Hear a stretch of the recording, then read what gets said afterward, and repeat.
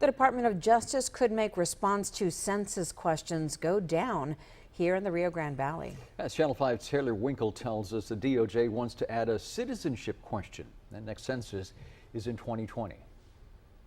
The DOJ says its request relates to voting rights. Now, some city managers we spoke to say a question about citizenship is dicey because it may threaten who and how many people respond.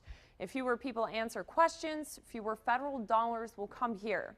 Data from the census was used to allocate more than $675 billion in federal grant money in 2015.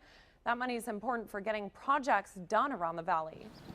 The census says almost 2,000 people live in the city of La Villa. Our actual sign reads 1951, but again, the census is done every 10 years, so we're hoping to get a more accurate count. A small population means not a lot of taxpayers, and that means not a lot of money to get big projects like La Villa's new wastewater treatment facility built. It's been a big financial headache.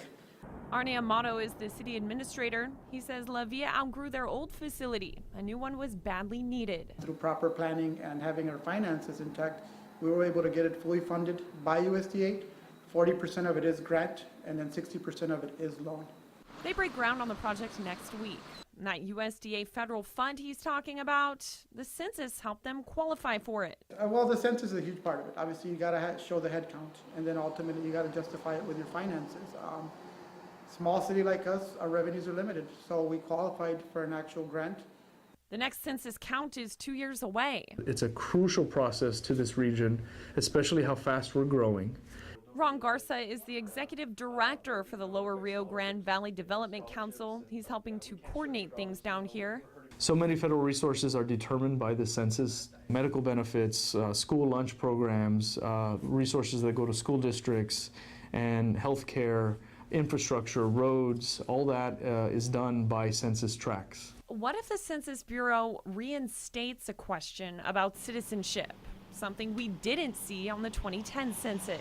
I can see that that question is obviously a concern just from the perception of what that information might do. It is a very dicey question, one that we don't have control over. Some fear it would mean an inaccurate population read for the area, which could mean federal grants are not matching the amount of people needing the resources. It's harder for us because we are not immigration, we're the city.